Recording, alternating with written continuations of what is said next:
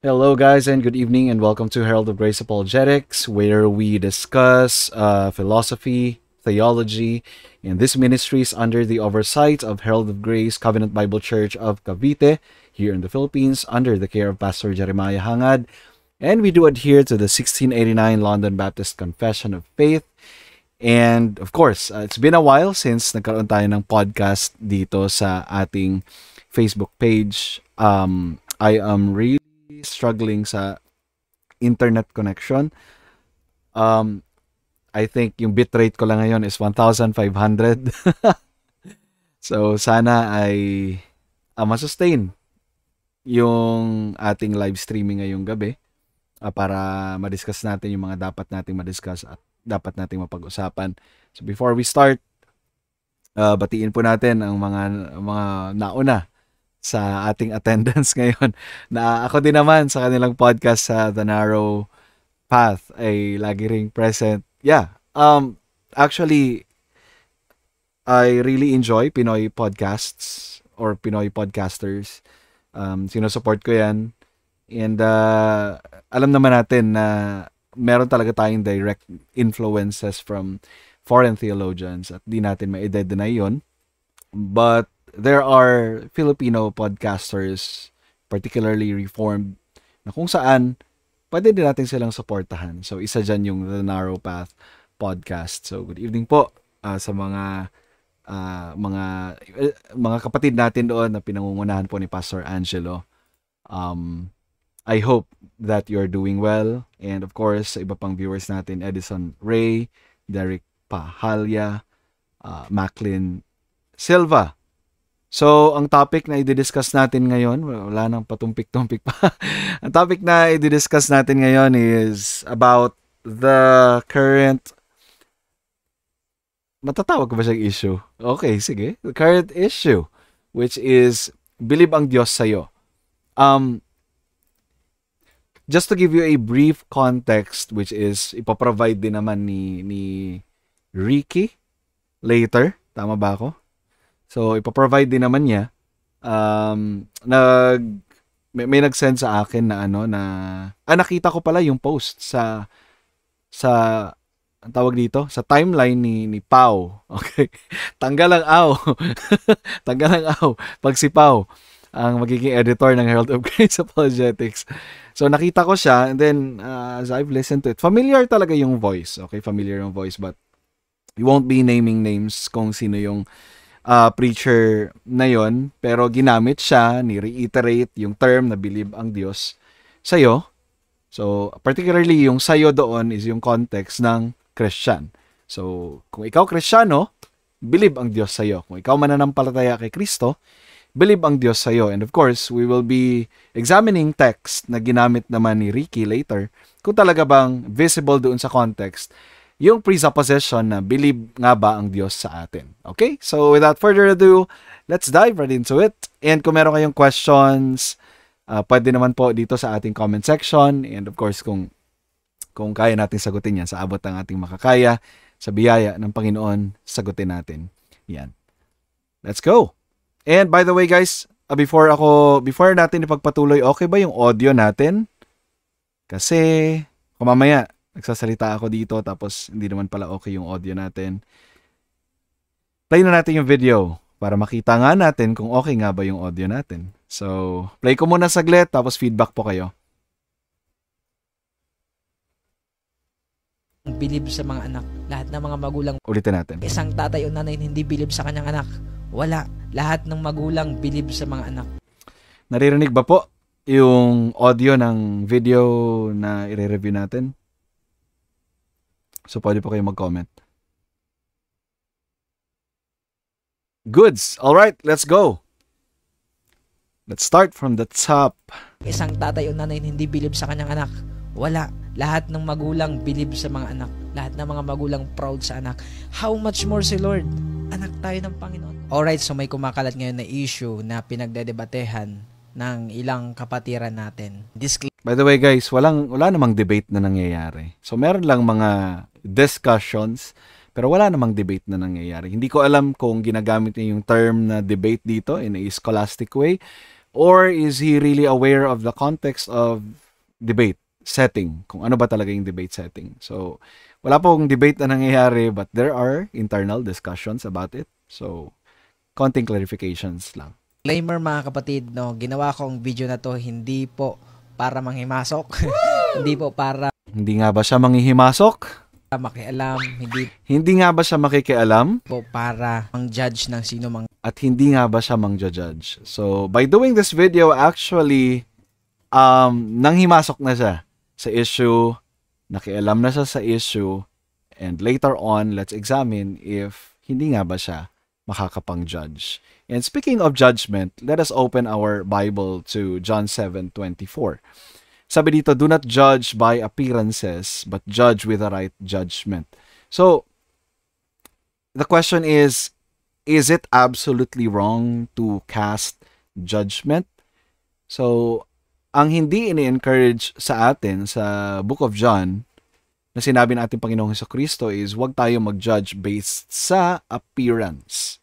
Okay, so for example, no, may nakikita tayo na isang bisita sa church na puro tattoo. So, magkakaroon na kaagad tayo ng judgment sa kanya na addict siguro to. Mga ganon ba, no? So, yun yung iniiwasan natin na mangyari. Huwag tayo magbase sa mga appearances, kundi kung magja-judge man tayo, lagyan natin ng basis yung ating judgment. At yung basis ng judgment natin ngayong gabi ay base sa katotohanan ng salita ng Diyos. So, let's continue. tao. But then, gusto lang po natin na maging clear yung mga bagay-bagay. Kasi, unang-una mga kapatid, nalulungkot ako kapag may nakikita akong kapwa Kristiyano, kapwa kapatiran natin sa Panginoon, na minsan tayo din mismo yung nagkakagatan. Now, take note of this kind of setup, okay? So, take note guys, he is a Christian influencer. You need to be very, very vigilant sa mga ganitong klaseng setup phrases, setup statements na kung saan merong particular issue na nag-a-arise and then ang gagawin niya is ika-cloud niya yun, ipa-poison. Okay? Ang tawag sa fallacy na yun is poisoning the well. So, uunahin niyang tirahin yung emotions ng mga listeners niya. Nalulungkot siya at makikita pa natin sa mga saksi din. Tayo din mismo yung nagbabatuhan, which is hindi dapat ganun. Alright, so ngayon ay kung familiar siya sa history, no? May mga nag-i-exist na talaga na controversies, like for example lang dun sa Council of Nicaea, 'di ba? That's one of the big event na nangyayari doon sa Council of Nicaea na kung saan may nag-arise na nakaturuan. So importante sa kanila yung discussion. Hindi po yon ini-interpret as nagkakagatan. Importante sa kanila yon. So again, this is what we call poisoning the well. Pinapakita niya at nile-layout niya dito na hindi magandang nangyayari sa bawat believers na nagkakaroon ng mga discussions. I would suggest na hindi nagiging maganda yung isang discussion sa SOCMED, sa comment section, kapag meron ng mga murahan, kapag meron ng mga words na hindi na nakakatulong or helpful sa discussion. Like for example, yung term na, ang bobo mo naman, hindi ka marunong, mga ganun ba? So, yun ang dapat nating iwasan. Pero when it comes to exchanging theological ideas, reasoning, ini-encourage yan. Di ba? Sa 1 Peter 3:15, ini-encourage yan. We should reason. punta tayo dun sa issue na yon. No? Ito po ay about dun sa video na shinare ni She Is With Jesus. Dun sa isang preaching ng isang pastor. And mayroon silang word dyan na hinighlight na believe ang Diyos sa'yo. So, maraming pinagkakaguluhan yan. Ang dami ng lumalabas na mga matatalinong tao. Ang dami ng lumalabas na maraming pinag-aralan sa... Now guys, hindi porket nag-comment ka doon, ang dami na kagad naglalabasan ng mga matatalinong tao. Take note, ayaw niya daw mang-judge.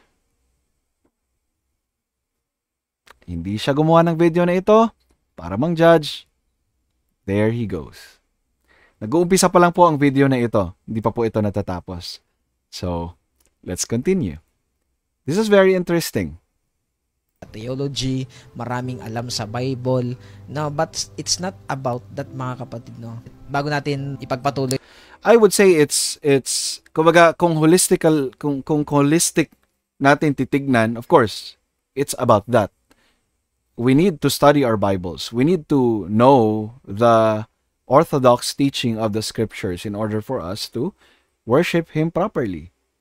Kasi kung ignorante tayo sa truth, that would be equivalent to idolatry. Kasi we will be having a false view of God whom we worship. Kung hindi natin kilala ang Diyos na sinasamba natin, ang mangyayari kapag sumasamba ka linggo-linggo, nagpe-pray ka araw-araw, sa ibang Diyos ka nagpe-pray at hindi talaga sa Diyos ng Biblia. So very important na meron talaga tayong knowledge, but that doesn't mean na nagpo-project ka na ikaw ay matalino porket ikaw ay nagre-respond sa mga comments sa social media, nag-expose ng error. Utos din sa atin 'yan. Sabi ni Pablo kay Timothy na take no part in the works of evil. I-qualify ko ito as heretical views. 'Di ba? But rather expose them. So, expose natin itong mga heretical views na ito. Take no part of it. Inaatake ba natin yung tao? Of course not. Only the heretical views na pinapaniwalaan ng tao. Na hindi naman talaga kayang i-draw sa katotohanan ng scripture. So mamaya, magba-Bible study rin tayo, syempre. yung issue na yan, no? Minsan kapag nagiging matalino na tayo, kapag marami na tayong alam sa mga theology na yan, hindi po masama mag-aral ng theology.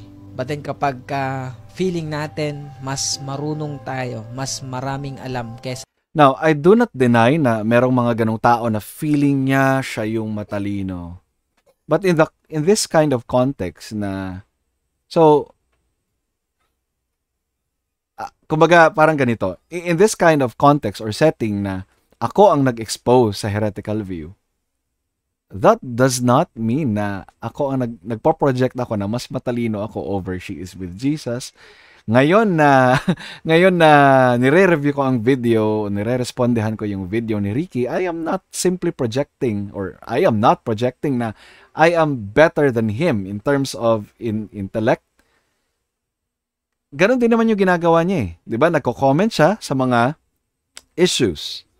Sa current issues ngayon or sa current issue ngayon, nag-comment siya. Does that mean should I be convinced na si Ricky is ang tawag dito projecting that he is more intellectual than I am?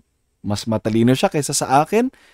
So sa akin bilang siguro nasanay na sa ganitong klaseng nature of discussion, never na pumapasok na sa isip ko yan yung mga ganong bagay. So focus ako doon sa pinaka-issue, which is the particular view of a person, regardless of her age, regardless of her status, mayaman man siya, mahirap siya, regardless of kung meron ba siyang sakit, physically, mentally ill ba siya, regardless of her age, kung siya ba ay bata o matanda. Basta ang pag-uusapan lang natin dito is yung particular view or the truth value of a particular proposition, quote-unquote, believe ang Diyos sa iyo. Sa iba. Diyan minsan na hindi na tayo nagiging maingat sa ating actions, sa ating pagpo-post, pag-share ng mga... So basically, dinadaan niya sa ganitong klaseng framing. Pero ang nais niya lang naman talaga i-convey dito is si Jordan is hindi naging maingat sa kanyang ginawa. Nag-post siya, pinost niya yung view ni She Is With Jesus, so on and so forth.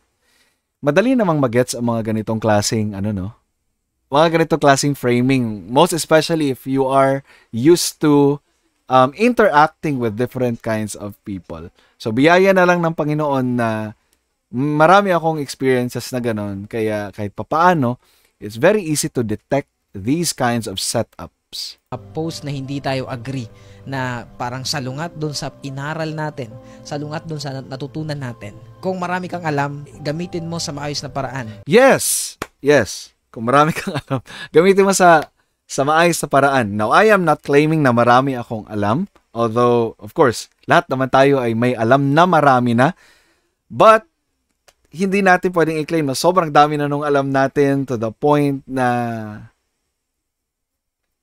pwede na natin itong ipagmayabang at tingnan na natin yung isang kapatid na mahina sa, for example, mahina sa intellectual na kapasidad, ilulook down na natin siya.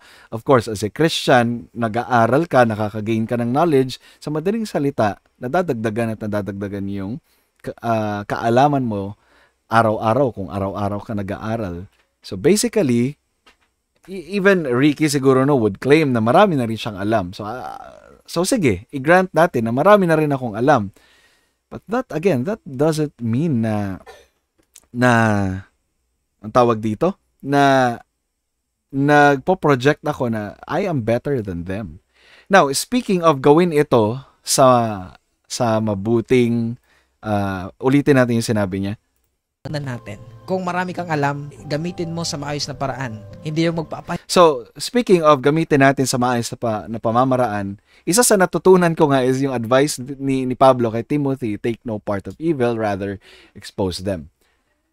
Sa mga heretical views na ito, na kung saan it is a direct assault against the nature of God, I think this is a wise step or take na kung saan kailangan natin i-expose. Now, why do I say that this is wise?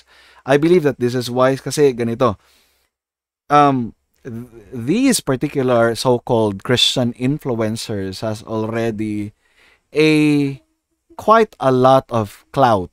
Marami na silang followers. And now, of course, hindi kami nagko-comment dito just to chase their clout. Malinaw naman sa intention namin that we are critiquing their view.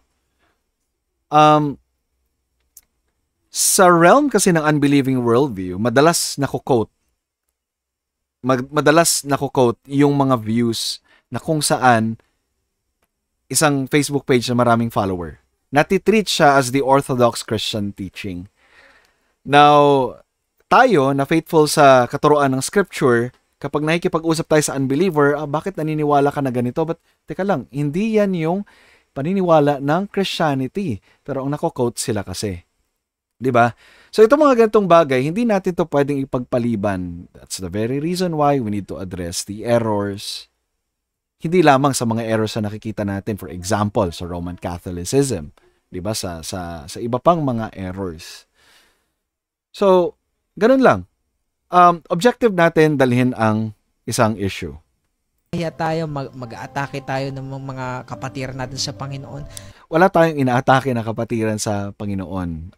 Again, sa post ko, sa pinakababa, may nalagay ako doon. In fact, concern ako doon. Hindi ko kasi alam ang real name ni She is with Jesus na page. Concern ako sa kanya kasi kung meron siyang sakit, social media is not the right and perfect place for her. Kailangan niyang mag-rest. Pero hindi ko iso-sugarcoat itong sasabihin ko ngayon na kasunod. If social media and her followers are feeding her ego, the reason kung bakit niya pinagpapatuloy ito dahil na-feed yung ego niya ng kanyang mga followers. Dahil marami namang gullible sa comment section sa mga viewers niya na napapaniwala nila na ito yung orthodox teaching of Christianity, na meron siyang pananagutan sa Panginoon regardless kung meron siyang sakit. Again, hindi ko iso-sugarcoat yung sasabihin ko ngayon. Kailangan niya magsisi sa irresponsible act na ito. Hindi dahilan ang meron kang sakit para gawing excuse yon, i-justify mo ang pagkakalat mo ng error sa Christianity sa social media.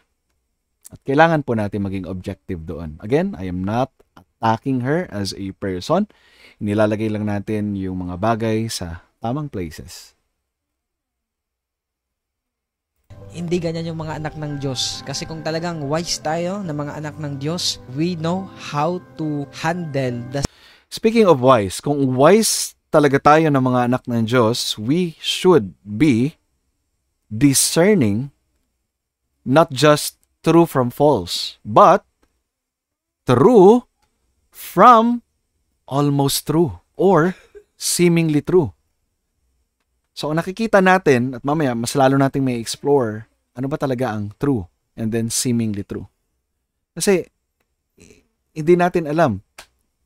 Baka mamaya, ginagamit na pala sila like for example, no? Sige, mamaya ko na lang bitawan, ha? Mamaya sa conclusion part po natin. Sige.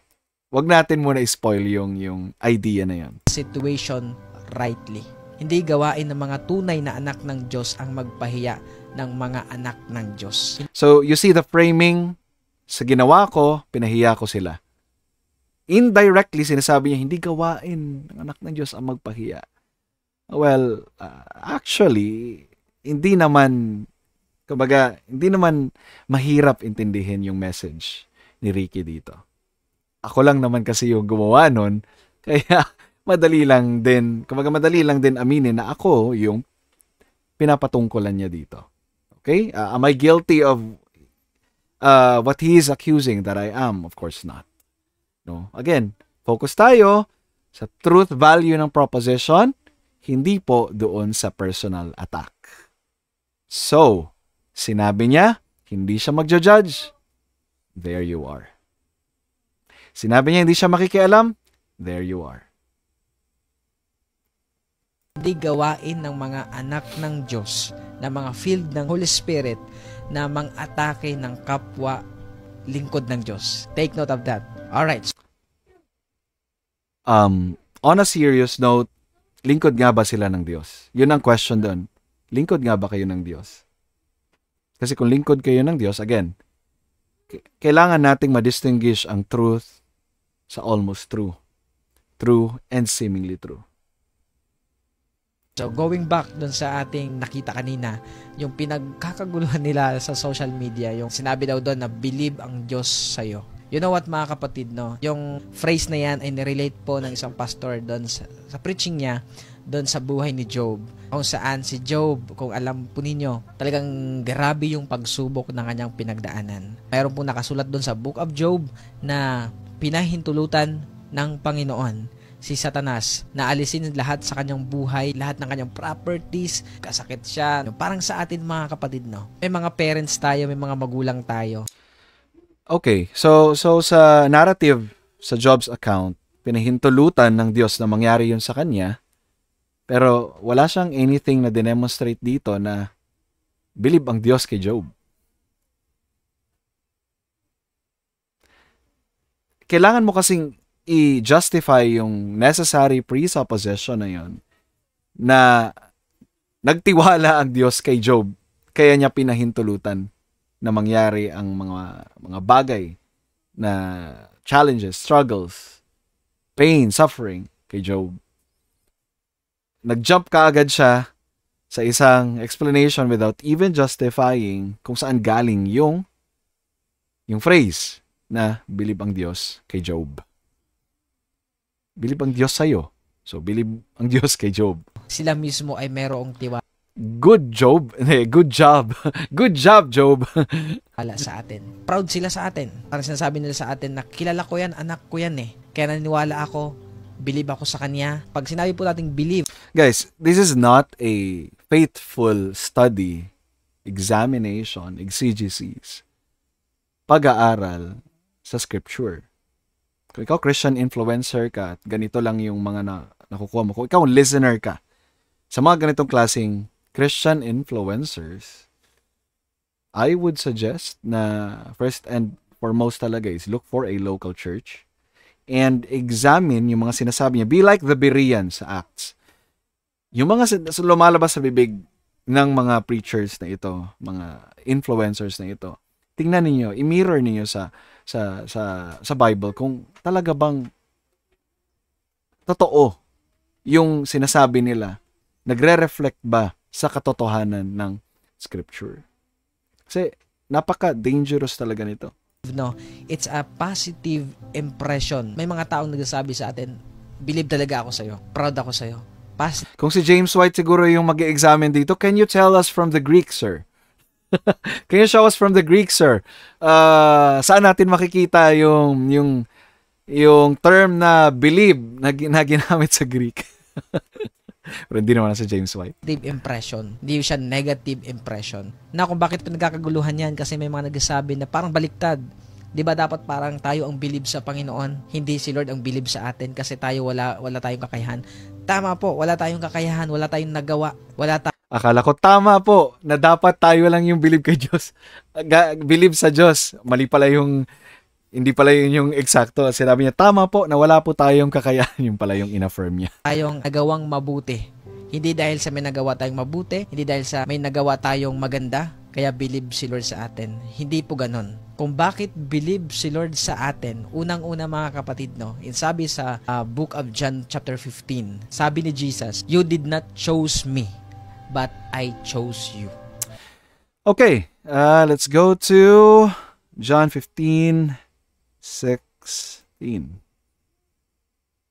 John 15:16. Okay, punta tayo dito. So sabi dito, you did not choose me, but I chose you. Sabi niya, di ba, the reason kung bakit believe ang Diyos sa atin. Sige, let's have a quick replay doon sa sinabi niya. Sa book of John chapter 15, sabi ni Jesus, tayong mabuti, hindi dahil sa may nagawa tayong maganda, kaya believe si Lord sa atin. Hindi po ganon. Kung bakit believe si Lord sa atin, unang-una mga kapatid, no, sabi sa book of John chapter 15, sabi ni Jesus, "You did not choose me, but I chose you." Tayo ang pinili ng Panginoon, hindi tayo ang pumili sa Kanya. Okay. So, ibig sabihin mga kapatid, kapag ikaw ba, pag pinili ka ng presidente na maging Nako po. You see, kagaya na ginawa niya doon sa narrative ni Job, wala siyang any biblical exposition to justify the presupposition or the assumption that God trusts or na believe ang Diyos sa'yo. That God trusts His people. Sabi dito sa John 15:16, "You did not choose me, but I chose you, and appointed you that you should go and bear fruit, and that their fruit should abide, so that whatever you ask the Father in my name, He may give it to you." Kahit siguro Tagalog yung basahin natin dito, wala tayong anything na makikita from the passage that suggests na pinili tayo ng Diyos dahil believe siya sa atin. So let's continue watching. bodyguard niya or kahit sino mang tao, pinili ka. And he jumps by interpreting the scripture, he jumps on sa analogy kaagad ng human perspective. Di ba kapag nag-i-interpret tayo ng scripture, unang hinahanap natin dito is yung context talaga. Anong setup niyan? Anong konteksto niyan? Kanino ina-address yan? So in this particular case, Jesus is speaking with his disciples, no? Nakita natin dito sa 8, "By this my Father is glorified, that you bear much fruit, and so prove to be my disciples." So, mga disipulo ng ating Panginoong Kristo yung kausap niya. Diyan, walang kinalaman dito yung believe ang Panginoong Kristo sa mga disciples. Sa tingin mo ba, pinili ka lang dahil sa hindi ka nakilala? Pinili ka lang dahil wala siyang nakitang potential sa'yo? But in fact, meron pong nakitang potential sa atin. Akala ko ba, kanina, sabi niya na, oo, wala tayong nagawang mabuti, wala tayong ginawang mabuti. Parang sinabi niya, there is nothing in us that God is conditioned to choose us or to choose us. Pero ngayon, sinasabi niya na there is something in us that God is conditioned to choose us. And that is, we have a potential. Again, saan natin makikita? Sa John 15:16, yung presupposition na yon na pinili ang mga disciples ng ating Panginoong Jesucristo dahil meron silang potential. Anong potential meron si Judas? Sige nga. Para piliin ng ating Panginoong Jesucristo si Judas. Anong potential niya? Anong potential ni Peter na nagkanulo, na nag-deny sa ating Panginoong Jesucristo? So, Ricky, sana mapanood mo tong video na ito. These questions are very important. Saan galing yung iyong presupposition or assumption that kaya pinili ng ating Panginoong Jesucristo ang kanyang mga disipulo is because meron silang potential. Yun ang basis ng pagpili ng kanilang pagiging disipulo ni Kristo. Kaya hindi ako takot na magsabi that the view is heretical. It is not based on Scripture.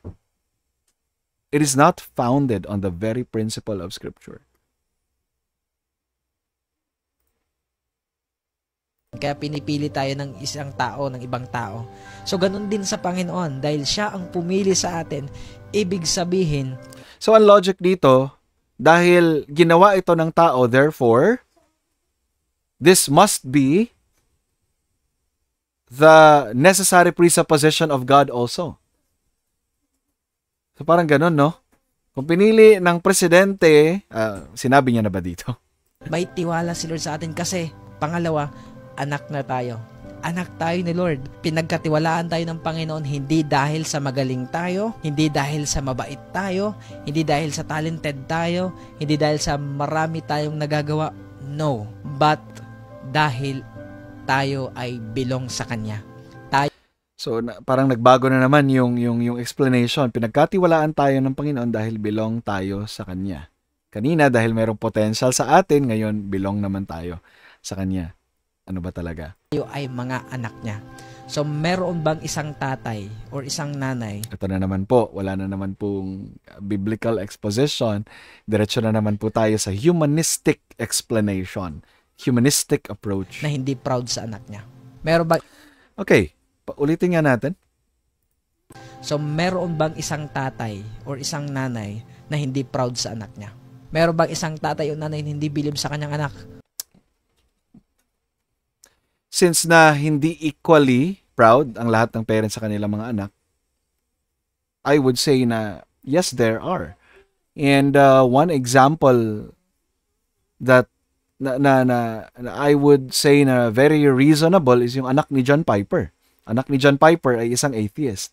I don't think John Piper would be saying, "Son, I am very proud of your atheism." Si Izzy na isang dating bomb dancer, okay? Na kung saan hindi niya sinoportahan ang gusto ng kanyang anak na maging drag queen. Part ng LGBT. I don't think Izzy is proud of her son. So, if this truth disproves what he is saying, what Ricky is saying, then clearly si Ricky ay nasa maling posisyon talaga ngayon. Or kung handa si Ricky na i-defend itong position niya na lahat ng parents equals proud sa kanilang mga anak. Ang question dito is na-examine niya na kaya lahat ng parents para masabi niya na lahat ng parents ay proud sa kanilang mga anak. In fact, there are parents na iniiwan na lang yung kanilang mga anak sa basurahan. Is he saying that that parent is proud sa kanilang anak na iniwan nila sa trash can, sa trash bin? So, ginagamit niya itong terms na ito again to manipulate the hearers. Na galing sa humanistic principle, dadalhin niya yung conclusion sa character ng Diyos. Na dahil lahat ng parent proud sa kanilang anak, therefore yung Diyos proud din sa kanilang mga anak. Wala. Lahat ng magulang bilib sa mga anak. Lahat ng mga magulang proud sa anak. How much more si Lord?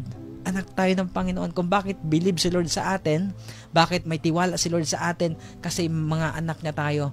We are His masterpiece. Napaka-precious natin sa paningin ng Panginoon. Sabi ng Isaiah chapter 43 verse 4, you are precious and honored in... Okay, let's go to Isaiah 43 verse 4. Gabi, no? May extra Bible study tayo ngayon before Lord's Day kinabukasan. So, Isaiah 43 verse 4. I forgot my salamin. 43 verse 4. Okay. Highlight natin yan.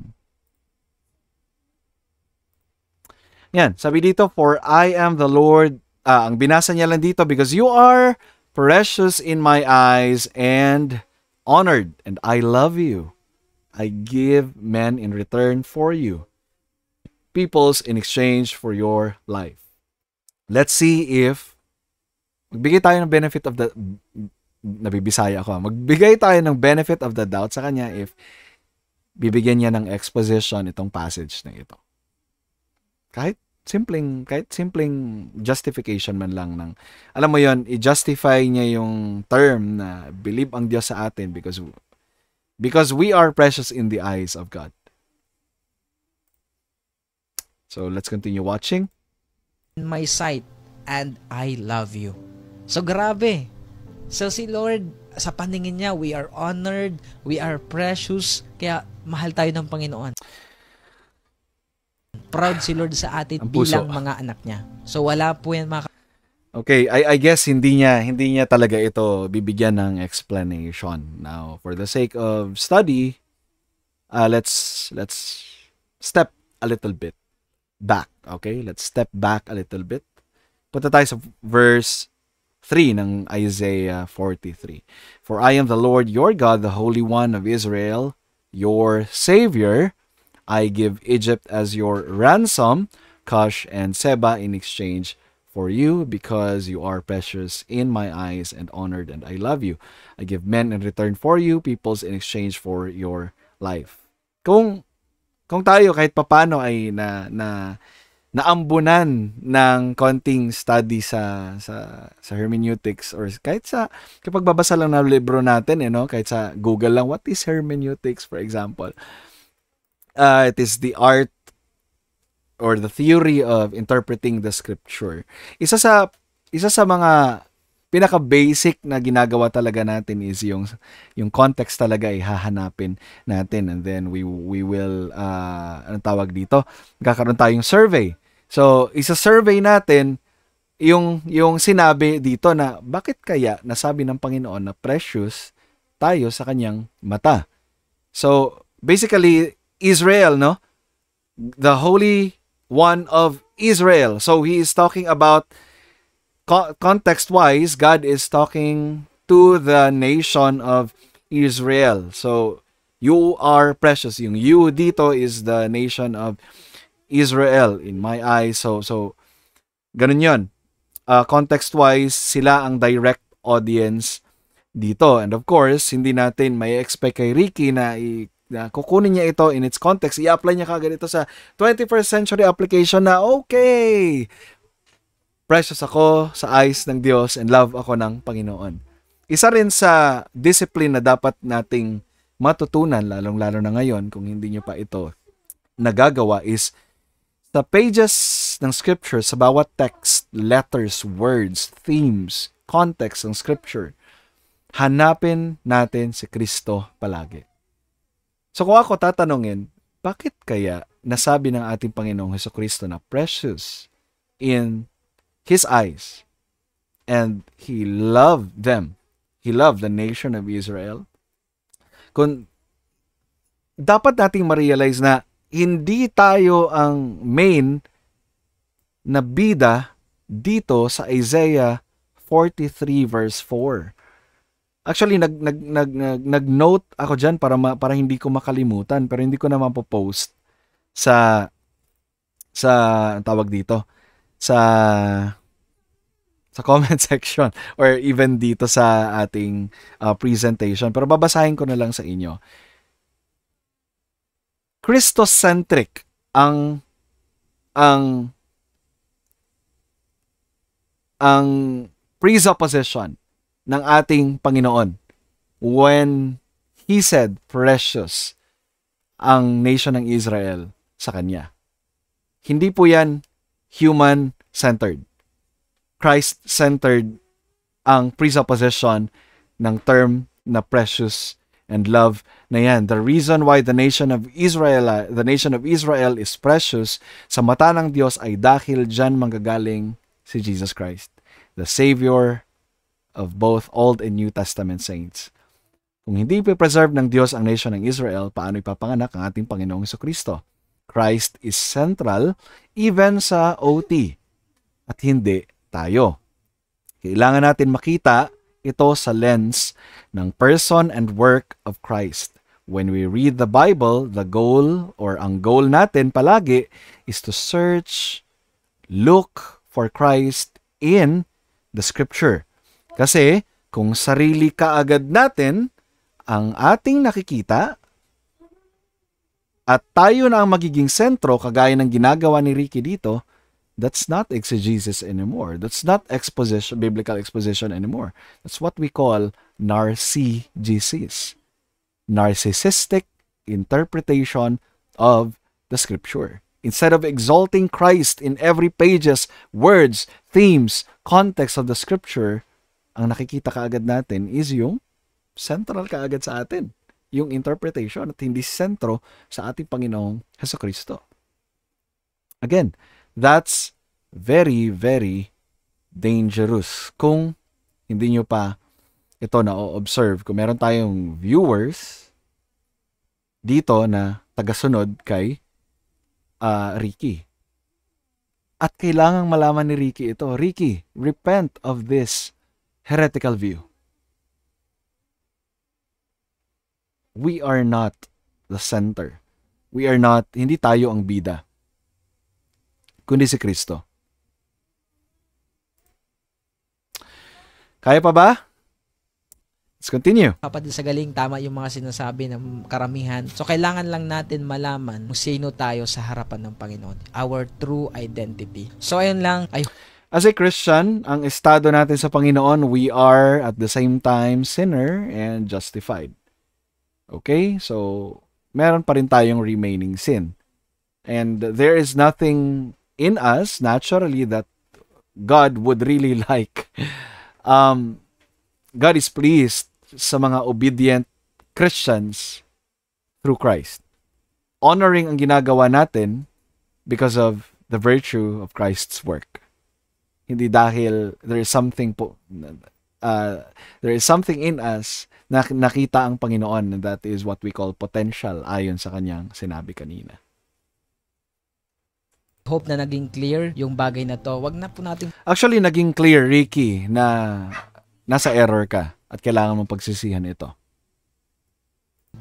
Pagkaguluhan, mga kapatid, no? Hindi po natin trabaho ang magpatalinuhan. Hindi po natin trabaho yung... Again, poisoning the well. Hindi tayo nagpapatalinuhan dito. And I would like to actually thank you for responding to the issue. Dahil mas malinaw ngayon yung position mo that you are actually in error na kailangan mong pagsisihan, i-repent sa ating Panginoong Diyos. Ipakita sa iba na mas maalam tayo, marunong tayo. Higit sa lahat, mga kapatid, patuloy nating i-desire na mas mahalin pa si Lord kasi yun po yung susi sa lahat. Hindi po si Lord nakabase kung ano yung mga pinag-aralan natin, ano yung mga alam natin sa buhay. I'm sensing anti-intellectualism. While that is true, of course, pero hindi nangangahulugan na hindi ka dapat mag-aral. Kasi kung hindi mo pag-aaralan ng salita ng Panginoong Diyos,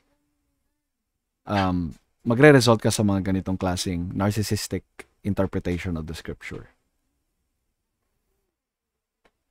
Which is very, very dangerous. Ano yung kakayahan natin? Ano yung mga alam nating theology? Kung paano tayo namumuhay sa harapan ng Panginoon. Kailangan po makita yung love sa atin palagi. Our knowledge of God will reflect, or our character will reflect on our knowledge sa Diyos. Basically, parang ganito. Yung lifestyle na meron ka ngayon, unti-unti siya nagbabago progressively sa iyong sanctification. The very reason kung bakit ganun yun is because you are growing also in the knowledge of God. At ira-wrap up natin ito mamaya. So I love you all with the love of the Lord. So ilang maraming salamat sa inyong panonood. Always remember that Jesus loves you. If you're a Christian, that's true. But again, God is not proud of you. God loves us, but God is not proud of us. So, doon lamang nagtatapos ang kanyang video. And what are the things that we may be able to learn from this kind of situation? Hindi pa ako fan ni Real Talk Darbs, pero ang kulit lang kasi ng ano na yun. Ng, alam mo yun, ng mga episodes yun. And nagpaplano kami na aming mga kapatid sa church na i-review din yung review ni Darbs doon sa nangyaring viral issue din about paglipat ng church, isang pastora, quote-unquote pastora. So, let's have something. So, napanood na natin yung video. Now, tingnan naman natin yung ilang mga comments dito sa comments section doon sa video. Okay? So, of course, after niya gawin yung video na yon, sinigundahan niya na believe ang Diyos sa'yo, of course. Marami ang bumilib sa comment niya. And tingnan pa natin yung iba. Di ko natiis kagabi, nag-comment talaga ako. Sabi ko sa kanya, let's accept the fact na hindi lahat ng parents are equally proud sa kanilang mga anak. Like isang theologian na si John Piper, hindi proud sa kanyang anak na atheist. Si Izzy, na dating dancer, hindi rin proud sa kanyang anak na LGBTQ. So saan galing ang assumption mo na lahat ng parents ay proud sa kanilang mga anak? Take note, equally proud sa kanilang mga anak. Have you observed all parents in the world? Or galing siya sa isang biased point of heretical view mo about God na humanized version? So basically, it is a humanized version of God talaga. Ang reasoning kasi nanggagaling sa tao, nagkaroon ng deductive argument. Mamaya, ito po yung deductive argument na nangyayari dito. Pinaliwanag ko sa kanya, when we reason, we start sa pinaka-nature ng Diyos, character ng Diyos, at taliwas ito sa ginawa niya. You reason from human principle, tapos nag-deductive reasoning ka from there. If we follow his logic, premise 1, all fathers are proud of their biological children. Premise 2, God is a father. Conclusion, therefore, God is proud of his biological children. So ano nangyari? Naging humanized version ang Diyos as if ang Diyos ay merong biological children. But technically, no, tayo ay adopted sons and daughters of God.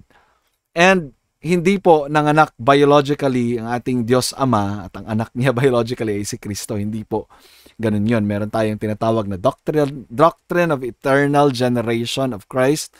So, Lord be willing, ay pag-aralan din ng The Narrow Path. The Narrow Path podcast. Sila na bahala dun. Okay, so sabi ko, you are ignoring God's infinite and holy character para lang ma-elevate ang tao.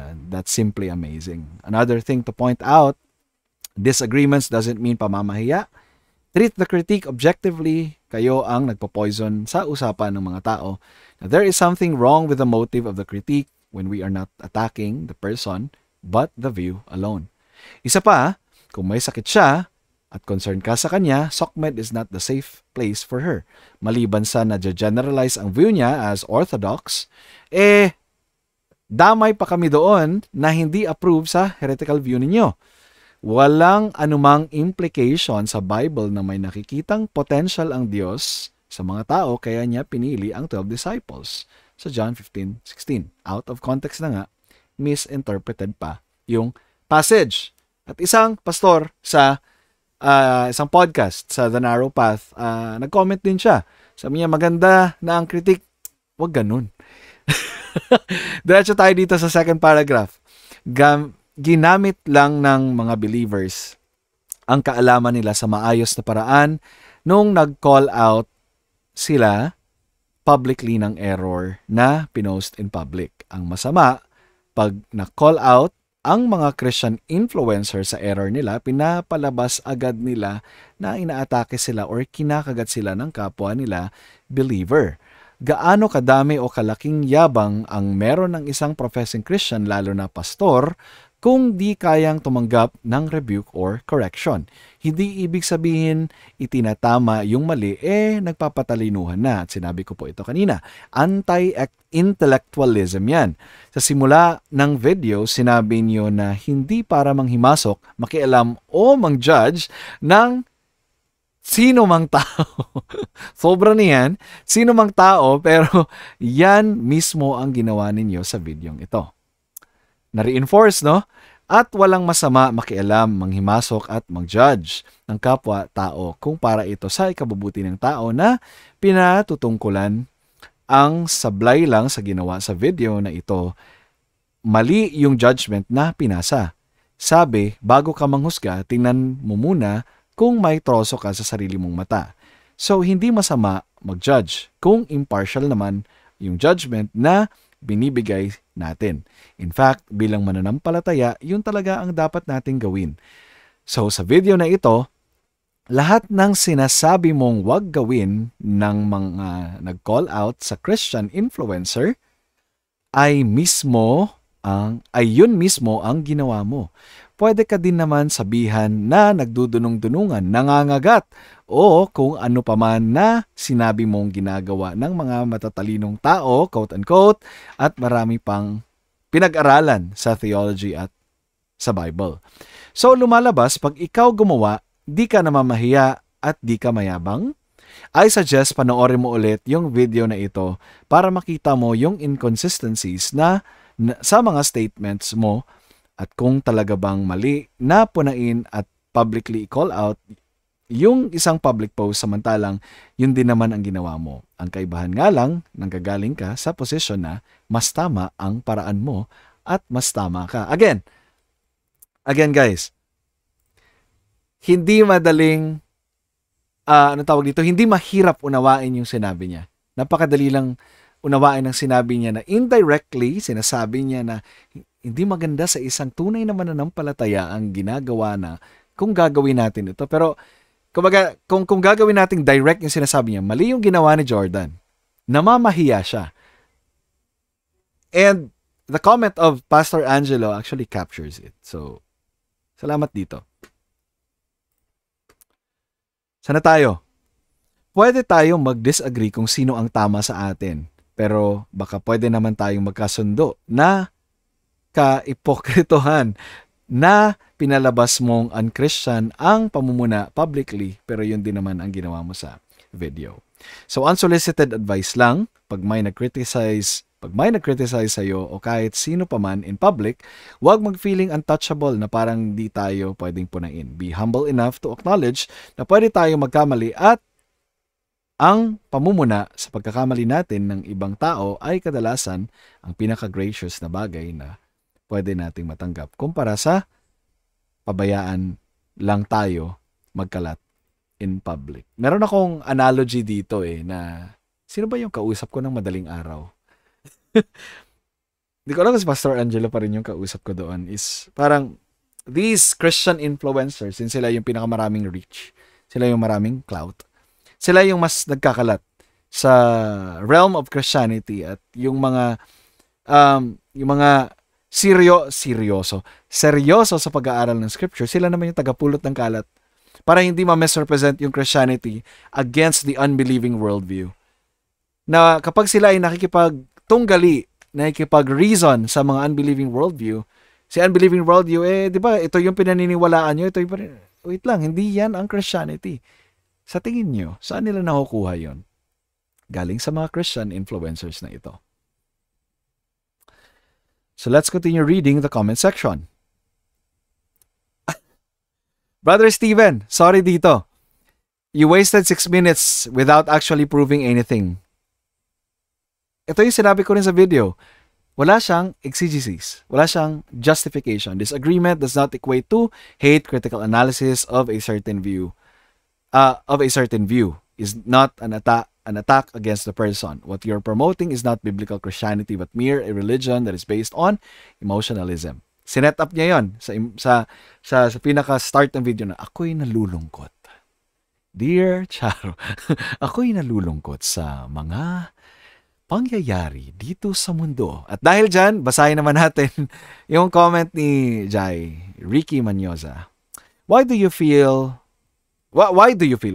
level the Heavenly Father with His creation like this?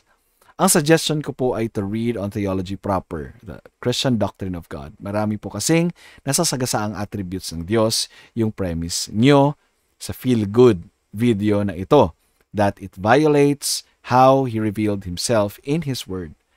If you think I'm wrong because of proof texts that you may have handy, if I was in your shoes, I would challenge the accuracy of my exegesis. Let's all strive for faithfulness in rightly handling God's Word and in influencing His flock theologically. Sabi naman ni Engelbert Humperdinck, ang emosyon ng Diyos ay iba, iba sa tao. By the way guys, hindi lang po yung kinapture ko na ano dito na comments is of course in favor lang sa of course meron din tayong ilang mga comments dito na kinuha ang emosyon ng Diyos. First of all, bukas itatackle namin yung divine simplicity sa aming Sunday school. God without parts, mga ganon. God doesn't have any emotions. So yung mga ganong classic doctrine ng classical theism. So, ang emosyon daw ng Diyos ay iba sa tao, kaya wag mong gamitin ang word na believe ang Diyos sa atin dahil all-knowing siya. Niligtas lang tayo sa awa niya, katulad nga ng sinabi mo, wala tayong kakayanan, kaya never magiging believe ang Diyos sa atin dahil dito. Ang creation lamang niya. Don't say na may inaapakan na Kristyano. Lahat tayo ay kinaawaan lamang ng Diyos, kaya mag-aral tayo mabuti ng salita niya at mag-ingat sa mga binibitawan nating terminology, baka tayo. Diba? So yun. And of course, kailangan nating i-recognize si Bernard J. Walker na kung saan ay anti-Calvinist. By the way, maganda ang relationship namin dati ng mamang ito. It's just that nagulat ako sa kanyang comment kanina na pinersonal niya ako sa kanyang comments at pati yung mga hobbies ko personal hobbies ko ay talagang tinira niya. And I sent him a personal message kanina. I value him as a friend actually. And tinapos ko na yung friendship namin kanina. Will I still pray for him? Definitely. But of course, wala na akong association sa kanya. At dahil dyan, basahin natin yung kanyang comment. Sabi niya, pabida lang talaga tong content creator na to. Di mo nga alam kung ano content. Minsan gamer, minsan rockista. Sobrang galing din ng mga Pariseo dati. Bitter na bitter sa mga walang pinag-aralan kasi nga di aral. Hanggang ngayon, madaming ganyan. Ako, lagot kayo. Lalo na si Jai. Si Jai Natividad.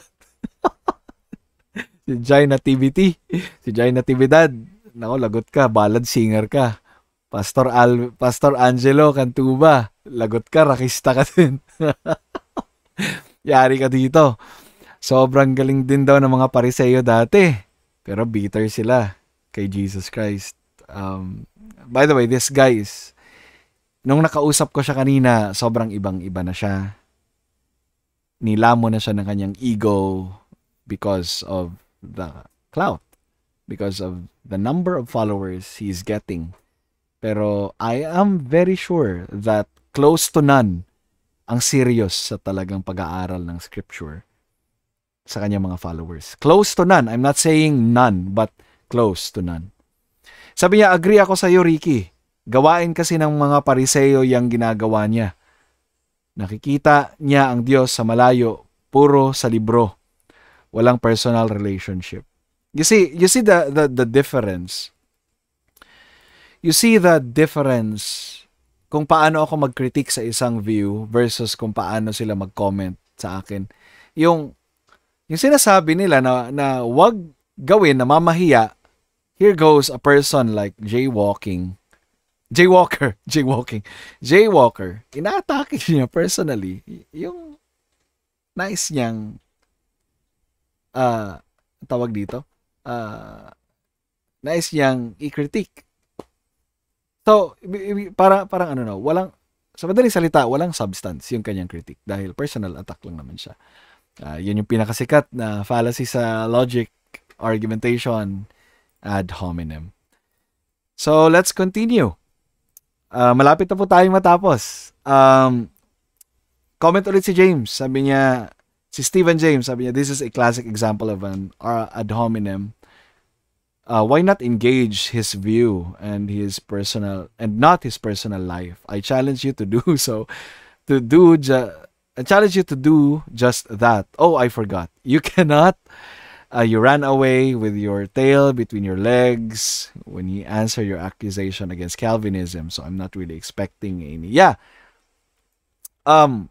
Nakadalawang videos ako kay jaywalking. Regarding sa kanyang comments about Calvinism, rants about Calvinism. And so far, I challenged him. Hindi naman siya sumipot. So, I don't know why. Simpleng, ano lang naman yung alam mo yun, conversational, para malaman ko kung saan ka talaga nanggagaling. Saan ang point of confusion mo about Calvinism and that particular doctrine. Is it really evil? Or are you just simply judging it arbitrarily kahit di mo naiintindihan talaga ang Calvinism? So yung mga ganong bagay. Let's continue. Ayan. Yan, Steven. Ni-rebuke ka tuloy ni Pastor Angelo. Inaaway mo agad, bro. Hayaan mo, bro. Kausapin ko minsan. So, sabi ni Steven, sorry, bro. Just sharing my thoughts. Again, my apologies. Steven, no worries. Magkape na lang daw sila after. Sabi naman ni Angelo kay jaywalking, Pastor, grabe no. Tinawag niya pa rin pastor ito kahit hindi qualified na pastor itong si Jaywalker. Pastor, wala kang meaningful contribution dito sa discussion kaya nag-end up ka lang sa pang-aasar. Hindi magandang example yan sa mga sumusunod sa inyo. Ang implication yan ini-encourage nyo lang sila na lunok lang ng hook, swallow, and sinker kahit basura na pinapakain sa kanila ng mga content creator, kahit mismo mga pastor nila.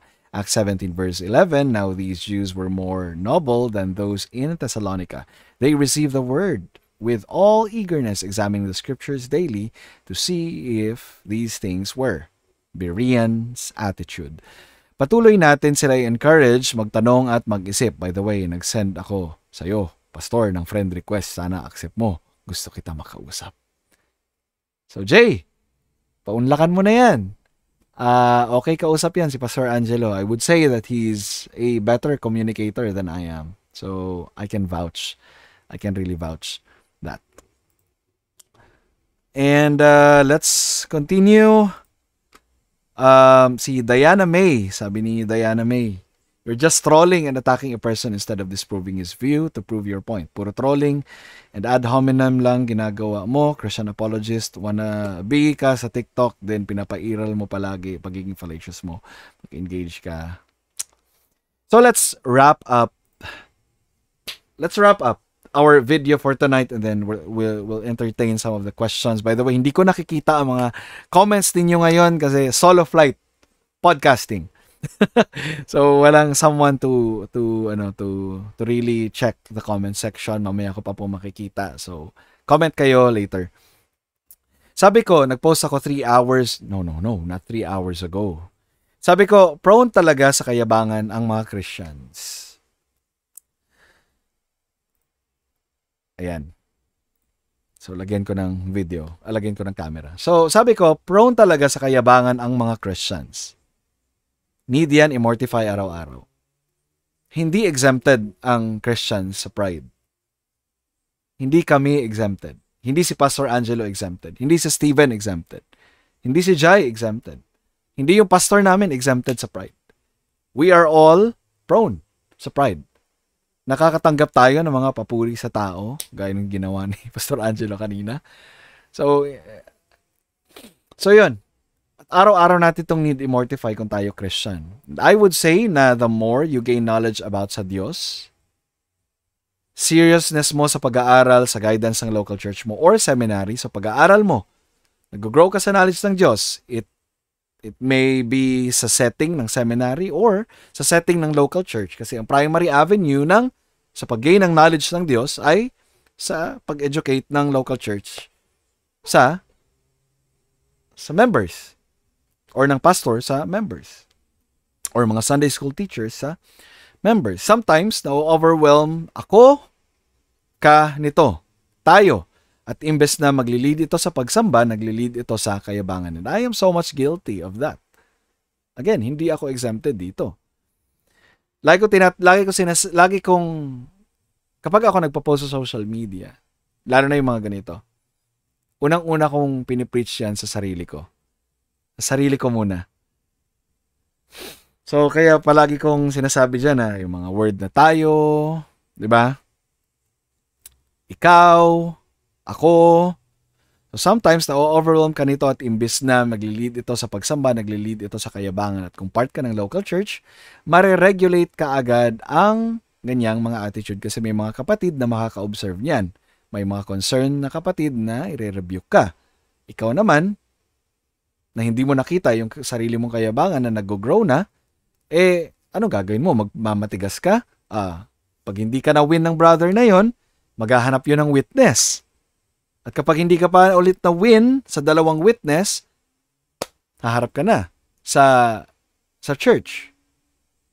At kung ayaw mo pa din, matigas talaga yung ulo mo, madidisiplina ka. Dahil lang sa iyong kayabangan, sa iyong theology na nalalaman, that's unreasonable kung ikaw ay Christian. At kung part ka nga ng local church, madideal yan. May local church ka na magdideal ng attitude na yan dahil sa church discipline. Pero, in my opinion, mas dangerous yung arbitrary lang ang pag-aaral ng isang tao sa scriptures. Kagaya ng ginagawa, hindi guided ng local church. Kagaya ng ginagawa ng isang Christian influencer na ito. Because of SOCMED or social media. Now, ang dali lang naman kasi gawin yan. Yung pagiging Christian influencer, sa totoo lang, ang dali lang gawin yan. At kinwalify ko dito.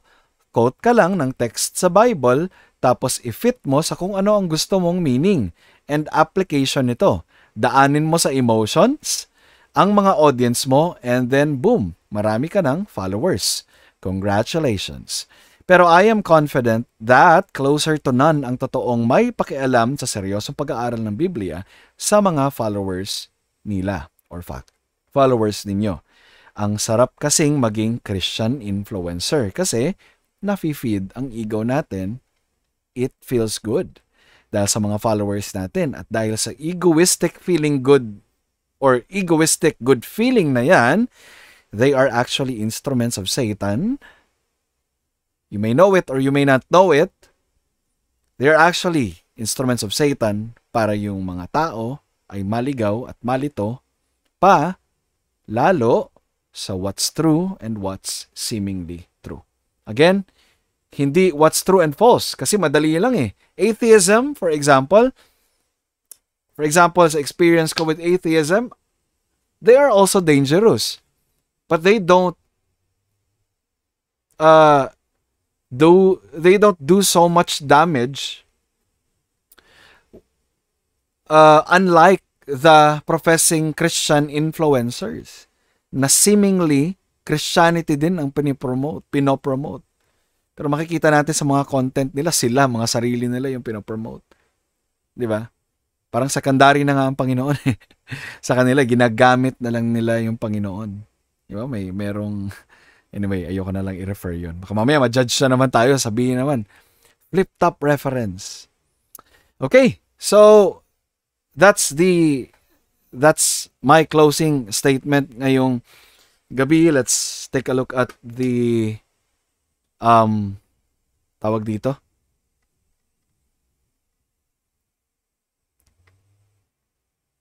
Comments. Tingnan natin yung ating mga comments dito.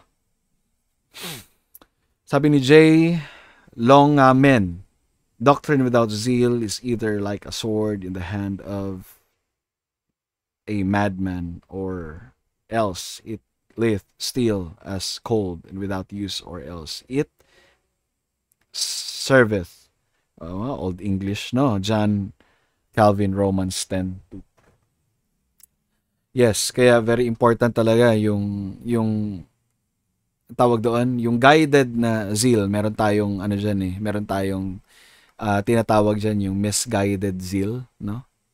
Hindi natin ma-deny na may mga Christians na very zealous sa evangelism, very zealous sa pag-expose din naman ng mga false teachings. Pero there are also times na misguided talaga yung kanilang ano dito. Yung kanilang zeal. Shoutout sa iyo, August Carion. And then add background sounds. Yes, no, para maging emotion. Alam mo ba, kapatid, na lahat tayo ay may problema. At ang problema natin na binibigay ng Diyos ay hindi madadali. Kaya sabi sa Jeremiah, may plano ang Diyos sa iyo na mabuti at kung saan magpo-prosper ka.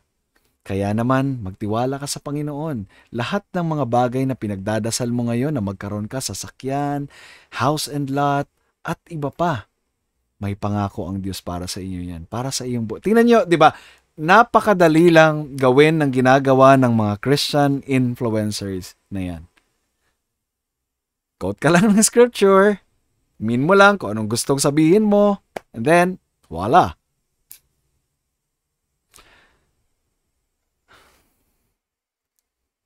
Sana wag niyo akong makita sa ganun. I am not a Christian, I am not on their level of Christian influencer, no? Although may nagsasabi din sa akin na si Kuya Jordan ay Christian influencer kasi nagpo-podcast, but totally magkaiba kami ng ginagawa ng mga so-called Christian influencers na ito. Alright, okay na ata tayo?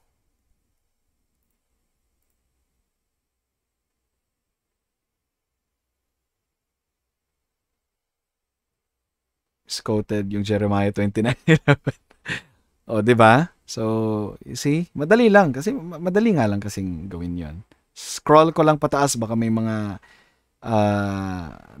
comments akong hindi nakikita. Subukan namin 'yan, bro.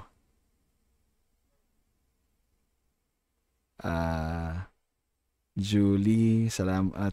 Thank you po, very educational. Worship. Okay. Thank you po sa correction sa kanya. Hindi po ako pastor, ha. Hindi po ako pastor. I am simply a layman member sa church po namin, which happens na ako yung tawag dito, nagpasimula ng Herald of Grace Apologetics, and which also happens that sinustay ng Panginoon itong ministry na ito, podcasting ministry. So Lord willing, kapag nakalipat kami ng bahay, magiging regular every Saturday. As the Lord wills talaga, kasi hindi natin hawak yung future. So kung loloobin ng Panginoon na magtuloy-tuloy itong podcast na ito, pag may stable connection na kami sa bahay na lilipatan namin, then praise God for that.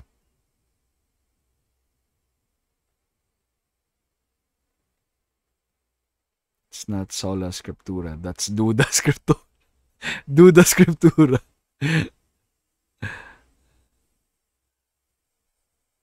Nasin na ba?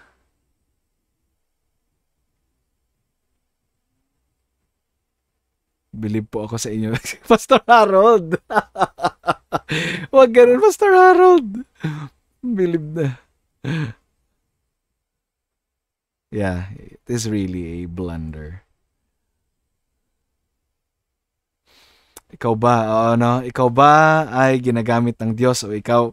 Grabe si August. Hindi ko na nga sinabi yung flip top reference pero kinote niya dito. Yeah. Ano talaga 'yon? Actually, nag-reflect ako doon sa ano na 'yan, sa phrase na 'yan kay Smuglas, no? Inano ko talaga yan, ni-reflect ko talaga yan na why am I here? Why am I doing a podcasting, Christian podcasting? Am I using this to glorify God or am I using God to glorify myself? Now, that's the question na pwede rin nating itanong sa mga Christian influencers ngayon. Are you really doing those things to glorify God? Or you're simply using God to glorify yourselves? At ang sinabi ng Panginoong Hesukristo dyan, natanggap nyo ng inyong reward. Albert, hello. Jeffrey Militante, pwede i-splice yung part na yon against you, lol. Tapos palabasing prosperity. Yari tayo dyan, Brother Jeffrey. Wag. Naku po. I-splice, no? Tingnan nyo si Jordan. Nagiging Christian influencer na din. Gumagaya na kay Ricky. So, wag. Alright, guys. I guess that would be all for tonight. Thank you so much for tuning in. And if you haven't yet, we have a YouTube channel. Herald of Grace Apologetics YouTube channel. Just go to YouTube. Search for Herald of Grace Apologetics. We have tons of contents doon back in a day, 2019 or 2020, na meron tayong mga international speakers doon, discussions about apologetics, biblical slavery, Sabbath, ang daming topic na diniscuss na doon. Actually, yung ibang mga kapatid natin ginagawa na yung source material para sa isang mga lecture din nila, Bible study, so on and so forth. So, if you are so kind enough to please visit the YouTube channel of Herald of Grace Apologetics, and please do so. And of course, my YouTube channel din, ang Herald of Grace Covenant Bible Church of Cavite. You can also subscribe and hit that notification bell so you don't miss any future content. Na of course, kino-content natin as much as possible. Kung kaya natin na weekly din. So, super busy. Ako ay tamad mag-edit sa totoo lang, kaya mabagal ang pag-post ng video ko. Pero kung maibalik natin yung podcasting, at least wala nang edit, no? And we can also invite live speakers from that. Kasama na din natin sila The Narrow Path dyan. In partnership of The Narrow Path Podcast, Herald of Grace Apologetics. So yun lamang po. Maraming salamat sa pag-tune in ninyo. At kung hindi ka pa naka-follow sa Herald of Grace Apologetics Facebook page, you may also do as well. Once again, my name is Jordan from Herald of Grace Apologetics. Huwag kayong malilate sa Lord's Day bukas. Sana hindi rin ako malate sa Lord's Day bukas. At lalong-lalo na huwag kayong matutulog sa Lord's Day worship bukas. See you guys on our next podcast. And God bless you all. Good night. Bye-bye. And peace.